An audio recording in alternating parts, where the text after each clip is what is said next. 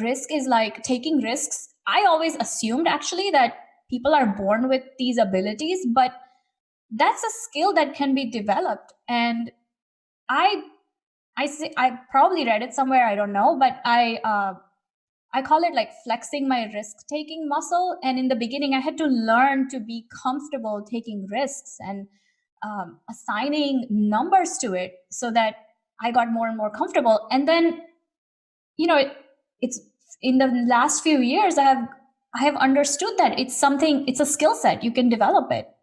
So just building a framework around it helped.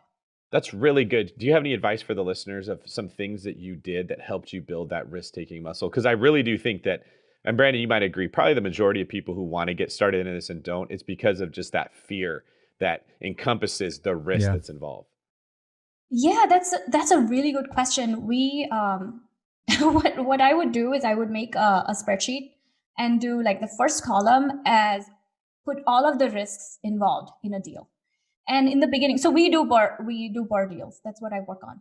And in the beginning, for example, thinking about my very first BRRRR deal, there are like so many risks that come to mind. And as a new investor, what one does is you just club all of these together and put them in a big risk pot. And then it just seems like a massive daunting task, but they can be broken down. So I would make a spreadsheet and build first column as all of the risks.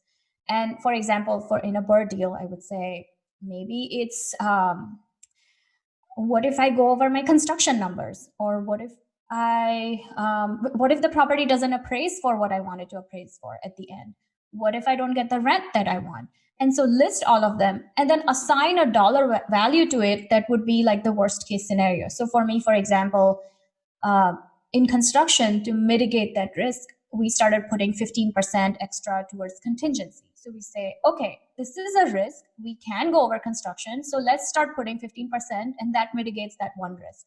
So moving on to the next one, right? Then you say, okay, what if it doesn't appraise for where I wanted it to appraise? And having been in corporate and being a dabbler investor before, I know that a lot of people put 25% down and buy properties. So if I'm left with 5% in the deal, it's still better than putting 25% down and buying a property.